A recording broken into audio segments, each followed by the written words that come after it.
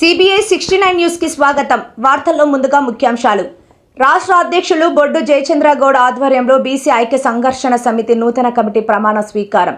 Tirupati youth హాస్టల్లో Shri VGR నారుగోని చేతుల మీదుగా ఈ వేదిక అలంకరించడం జరిగిందని, ప్రమాణ స్వీకారం బీసీల గురించి, బీసీల సమస్యల మీద, వాటి రిజర్వేషన్ల మీద, వాటి హక్కుల మీద పోరాడటం జరుగుతుందని ఈ సందర్భంగా నాలుగోని తెలియజేశారు.